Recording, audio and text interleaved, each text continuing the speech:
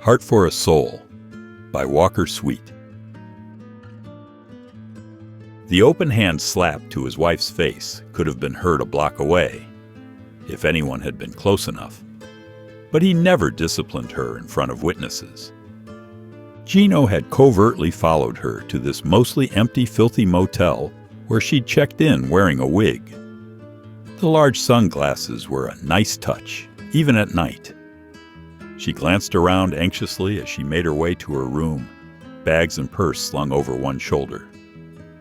Not all the exterior lights had working bulbs, and patches of darkness peppered the walkway to the rooms. Crouched behind his car, Gino waited. As she unlocked the door to her room, he sprinted toward her and crashed into her back, slamming her through the open door. "You can't leave me, Emily. You know that. Ever. Till death do us part and all that shit." Whap! Full palm right across her face, sending the glasses flying off her head. The sting and the force of the blow made her stumble backwards beside the bed. As she cowered on the floor, Gino grabbed her purse, her room key, and her car key. He opened the purse and dropped the keys into it. "I'll take these with me. I need to know you'll be here when I get back." In the dimly lit parking lot, as he cranked his car, he caught motion to his left. In the corner of his eye, he noticed Emily staggering toward the driver's side window. She stopped a few feet from him. He smirked at her through the glass. Before he could push the door open, she lifted her arm, and he saw what she held in her trembling hand. "You picked the wrong bag, you abusive fuck." She aimed her pistol directly at his head. Gino yanked his arm high as a makeshift shield. Emily fired without hesitation. The bullet ripped through his wrist and careened into his skull. Blood splattered, and his head rocked back, and he slumped over into the steering wheel. His forehead banged into the horn, which then erupted loudly. Panicked now, she quickly opened the car door. Gino's bloody body folded straight over, helpless. The horn's blare shredded her focus. Then a light snapped on from the motel behind her. Thankfully, she noticed her purse sandwiched in Gino's lap. Careful to not get blood on her work scrubs, she ripped the purse free, closed the car door, and sprinted back to her room. She shut the door softly behind her, and shortly she heard the motel manager yelling to the 911 operator. Emily slumped against the door, weeping as her shoulders heaved. She felt no sorrow or remorse, only relief, as pure as her misery had been all year. The beatings and abuse were over. Once she regained her composure, she gathered her belongings and left the room. More people had gathered, and she heard a siren close by. She walked slowly to join the onlookers gazing at the scene. Then she calmly walked to her sedan. "Till death do us part," she muttered, driving away from Gino forever. He nearly slipped away as his lifeblood pooled across the seat. But the paramedics arrived with timely CPR and kept his heart viable for donation. The declaration of Gino as brain dead, combined with the small red heart on his driver's license, triggered the search for the next lucky recipient in line. Gino felt nothing as the transplant surgeon removed his heart from his body. No confusion, no fear, just a whisper of awareness clinging inside the cold, bloodless heart. Triple bagged and dumped in an icy cooler. Frigid darkness filled the hollows with the trace of consciousness that remained. After a confusing few hours of barely perceived pokes, prods, and pulls, the sliver of consciousness sensed the chill slowly receding as blood flowed into the muscle again. With a sudden jolt, the heart sparked back to life. Muted, rhythmic, life-giving thuds. A pair, then a tiny pause. Another pair, another pause. The awareness, still so thin, sensed only warmth and thuds. Nothing else felt familiar. Though an almost imperceivable sense began to appear amid the steady pulse, a scant perception but undeniable. Not fear, not memory. Belonging. Peter woke groggy after the 6-hour transplant, a breathing tube still in his throat. Though his eyelids felt heavy and a dull pain in his chest pounded, he felt better than he had in years. No more failing heart. In the recovery ward a few days later, Peter lay in the hospital bed watching nothing on the television. Mostly just staring toward it, anxious to escape, yet grateful for the gift of life. Still eager to go home and begin his new journey, when a shadow crossed his periphery. Startled, he turned. Nothing. Only his wardmate on the far side of the curtain, snoring deeply. No one else. Just beeping, blinking equipment and the sterile hospital smell. Peter shook his head. Odd, he thought. It seemed so close. A doctor arrived, talkative and friendly, sharing good news about Peter's recovery, and the thought of any shadow faded. The awareness, still a blip on a map, rested, and slowly, deliberately explored. The tiniest elements of the consciousness escaped into the pumped bloodstream. Perhaps 36 paired thuds later, and the invisible bits would return to the heart, somehow replenished, a fraction stronger. Another week passed. Homebound soon. Peter thought of his old heart, likely incinerated by now, of course. Then, no shadow this time, but a speck of a feeling that someone else was in the room breezed through him. But he knew the snorer's bed had been bare the last 2 days, thank goodness. Indeed, the room was empty save for beeps, blinks, smells, and Peter. The feeling dulled and disappeared, overtaken by thoughts of home. The awareness grew. Every heartbeat added momentum to that growth, and growth brought strength, bit by minuscule bit. The soul that shared this body seemed ignorant of its presence. The awareness could feel both the soul's presence and its blindness, and sensed that this ignorance was vital for what may come. A couple of weeks after being released, Peter took up a morning ritual, walking the neighborhood. No particular set route, just walking as far as his new heart would allow, each day a bit farther. The third morning, a few blocks into his stroll, a distinct figure-shaped shadow darted across the edge of his vision. Peter glanced around warily. Not another soul on the street or in the yards near him. Just himself and the bird song. No one else. Had to be some animal, he thought. Too large though, and I swear I could make out arms and legs. Hesitantly, Peter turned his attention back to his walk. A few more steps forward and he paused again. He could not shake the sense that the shadow was not simply outside him, but instead somehow within him. That's ridiculous, he thought. Must be too much exercise too quickly. He decided to cut the walk short and head back home to rest. In the following days, his peripheral vision remained clear. His walks were uneventful and his heart felt strong and vigorous. The oddity of the inner shadow faded from his thoughts, and a few weeks later, Peter finally had the okay to drive.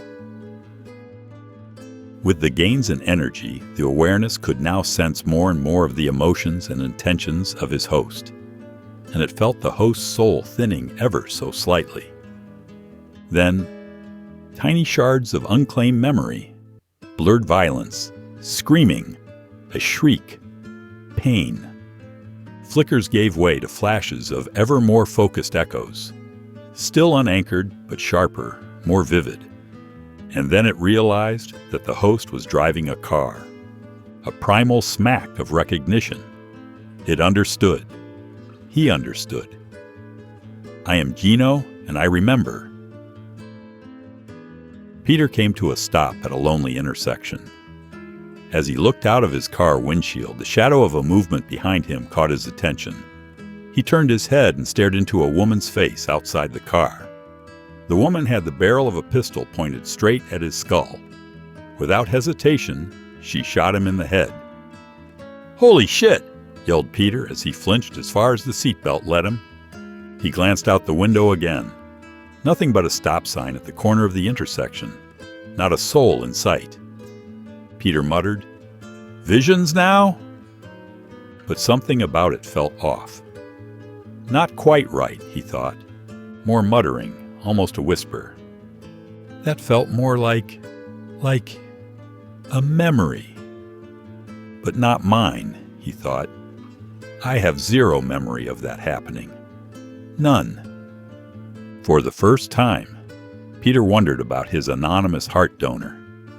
Who in the hell was this guy? The Geno-awareness stirred. A simple test would prove enough. Suddenly, Peter's foot slammed the gas pedal, zipping through the intersection. What the fuck? Peter wrenched control back and slammed the brake, breathing hard. Back to muttering. The damn doctor didn't say anything about spasms, for fuck's sake. That's enough excitement for today. Going home. The Geno-awareness, satisfied, silently transitioned to planning. He could feel his strength multiplying rapidly now. The next morning when Peter woke, he was already up, dressed, and leaving the house, keys in hand. Completely shocked, Peter tried to raise his arm, stop his legs from walking, wiggle his finger, nod his head. Anything. His body responded to absolutely none of his instructions. And yet his body moved. And walked. What? What the fuck is happening? Peter howled the last words he would ever utter. Then, in his voice, but not a syllable controlled by him. Shut up, dude, said Geno Peter simply as he opened Peter's car door and slid into the driver's seat. Geno Peter could feel the lessened host soul in the background trying to send instructions to his body. Just weak heckles from the balcony. Geno Peter grabbed center stage now. He started the car and headed toward the closest superstore for supplies. A passenger in his own body. A claustrophobic panic gripped him deeply. Though his arms could drive, he could not move them. His voice talked, yet he could not speak. He walked, but he had no control over his legs. He could see, though he could not control where he looked. He could hear but could not respond. But he existed despite the usurper. He could still think. A meager weapon, to be sure. But Peter awareness lassoed his thoughts to focus solely on calmness. Simple peace. Slowly, at a glacial pace, his panic eased. Still present, but not suffocating. Through his eyes now, he saw that his body had entered the store. Another minute passed, and Peter awareness realized that he was headed directly to the hunting supplies. Geno Peter used Peter's money to pay for a hunting knife and a pink bandana because she had to die, knowing she did not escape him. Revenge consumed him as he drove to the next destination.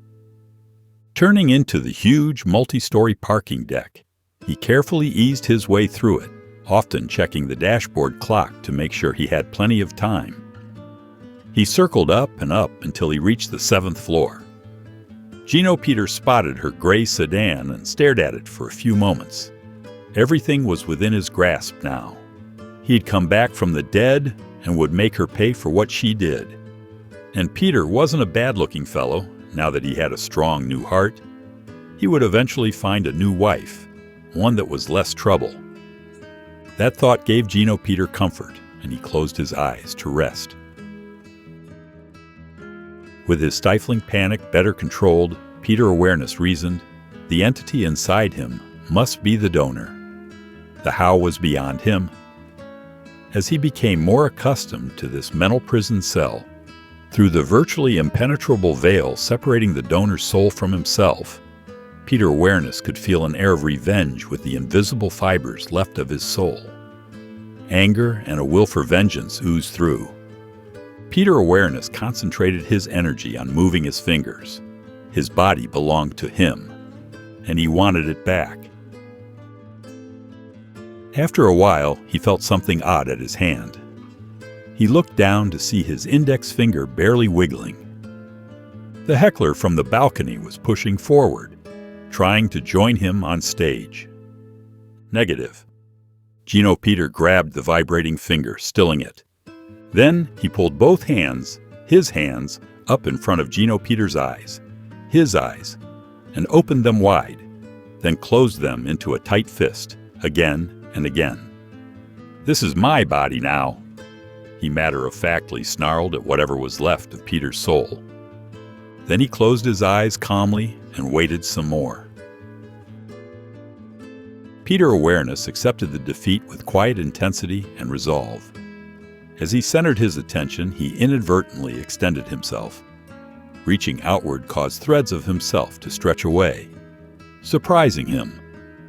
He pondered a moment, regained focus, then sent more invisible threads toward the veil. They pierced the surface and wove themselves back and forth throughout, connecting Peter Awareness to the enemy barrier.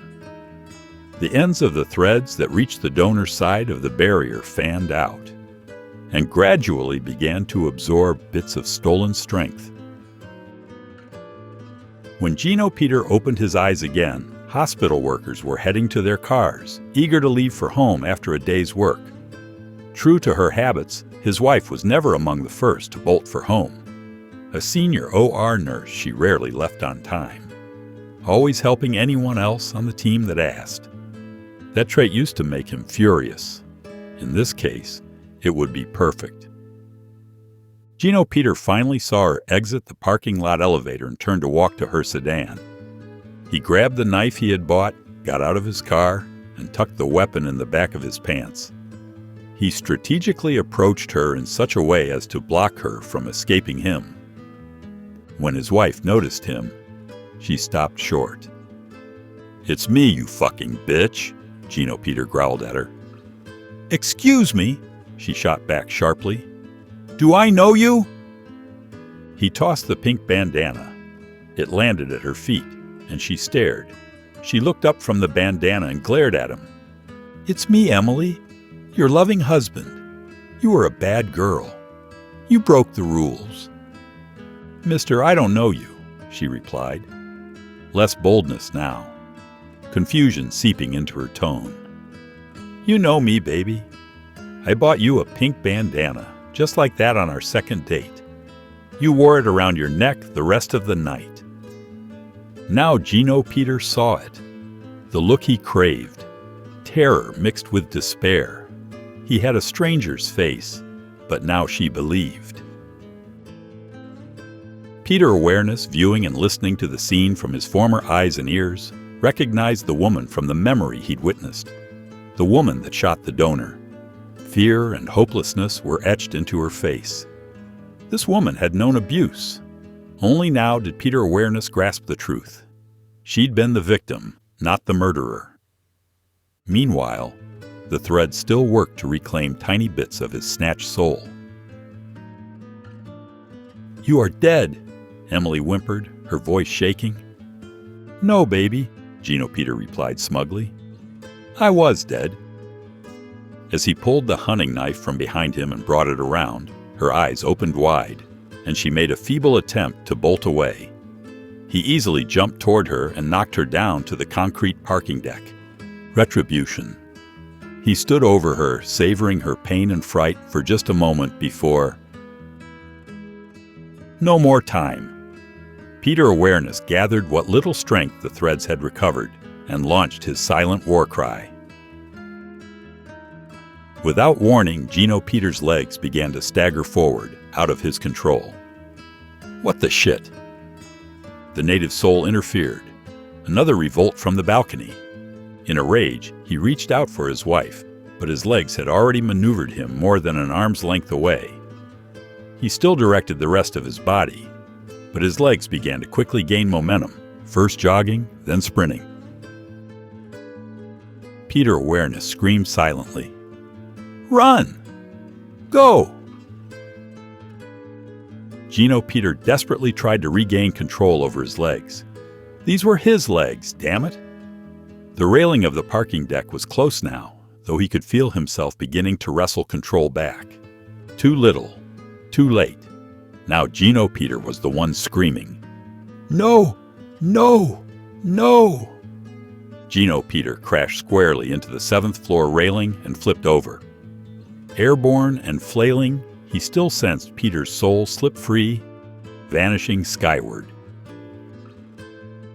Calm realization enveloped Peter awareness. Heart overwhelmed, body falling, life sacrificed, so a beaten spirit could live. Time to leave.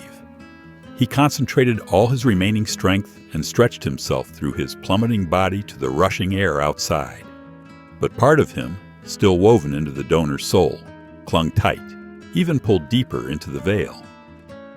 As his former body slammed into tree branches that reached at least the 5th floor, Peter's awareness ripped away with one more immense effort, leaving a large chunk of threads behind. He burst free, rising, incomplete. A soul needed all of its threads. Gino's head clipped another branch, slowing his fall slightly. Smaller branches lashed his face and slowed him down more. One last branch caught the side of his skull before he crashed into the tall, thick bushes that lined the landscaping outside the 1st floor. The knife disappeared several feet away in the same thick hedge. At least a dozen witnesses rushed to aid the fallen accident victim. Though the emergency room was in sight, an ambulance was dispatched to the scene. Even after being rushed into the ER, all efforts were in vain.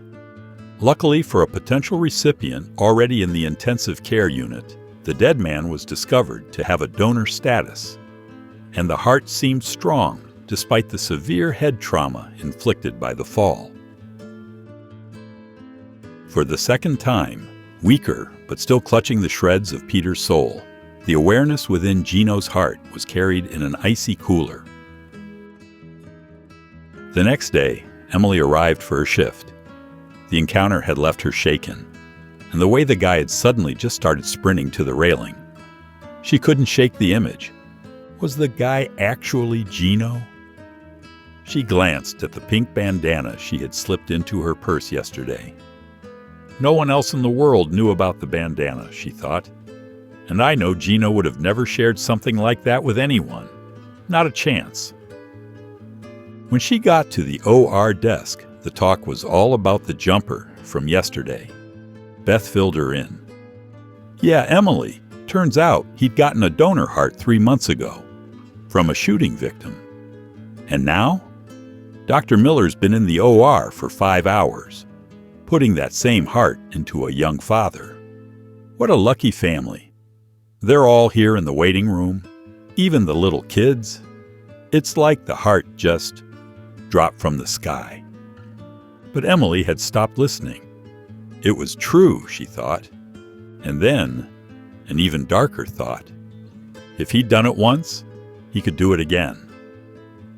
Suddenly, the circulating nurse stuck her head out of the OR door. "Dr. Miller's asking for you, Emily. He wants your eyes on this. Just gown up and come in here, stat." Emily pushed the fear down. She grabbed a gown hanging outside the OR and hurried into the room quietly. She stood near the wall away from the sterile field, but with an unobstructed view of the patient. The doctor's voice, slightly tense. "Still nothing. Prep for the second shock." The small paddles of the internal defibrillator caressed the man's new heart. A sharp snap of current. The heart twitched once, then went still. The doctor, this time with more urgency. "We'll go one more. This is it. Let's charge again." Emily felt a barely perceptible warmth around her face. Startled, she looked at the other nurses and doctors gathered there. Tense and silent, all focused on the lead surgeon's hands, the monitor, or the exposed heart. None seemed to notice anything else. Warmth curled gently around her head, ear to ear. Strangely, Emily perceived no threat at all. Gentle and comforting, the warmth wrapped its way to her forehead. She sensed a soft circle of heat between her eyes. Immediately, she saw the shimmering, person-sized spirit floating above the patient. One arm stretched directly over to her and had cupped her head like a whisper. A hazy finger lightly touched the bridge of her nose. As the doctor waited for the charge to complete, the only sound was the soft hum of the machine. Emily watched as the spirit sunk its wispy fingers on its other hand, directly into the patient's heart. The surgeon, standing inches away, noticed nothing except the paddles he held firm against the sides of the twice-donated heart. As Peter Soul's fingers passed into the heart chambers, the missing thread sucked into them like raindrops into a puddle. Now whole again, Peter's soul surged with renewed energy as he formed his fingers into pinchers, pulling on Gino's thinned awareness. Though weakened, it held tight to the heart chamber sides, rooted in place. The surgeon braced for one final chance as the machine signaled its readiness with a beep. In the same instant, Peter's soul found a better grip on the awareness and tugged with one final yank. Zap! The heart twitched. Then nothing. 2 seconds passed. Then 3 more. Beep! Beep! Beep! The beeps cracked like thunder through the silent room. Damn, said the surgeon. That did it. We've got rhythm. The room exhaled almost as one. Emily's eyes stayed fixed on the mysterious spirit. In its hand, it held an ashen, distorted bundle of smoke. Peter's spirit gazed over to her now, and she felt the warmth in her ears. Emily could just make out enough hazy facial features to recognize the man from the parking deck. She felt the breathy words he spoke as much as she heard them. It's over. He's gone for good. Peter's soul flicked the ashen blob like a dying ember, and the last remaining shred of Gino faded into nothing. The words came not as sound, but like a whisper of air within her. You are safe now. Emily nodded in understanding. A tear erupted from her eye. The hazy arm unwound from her head as the finger paused at her cheek for one last shot of warmth. The misty fingers pulled away from her face, and the spirit disappeared. Fully whole, Peter's soul began its final ascension, fading through the ceiling. After her shift, Emily entered the parking deck. She reached into her purse, pulled out the pink bandana, and tossed it into the trash can beside the elevator. No ceremony, no hesitation. Exactly where it belonged.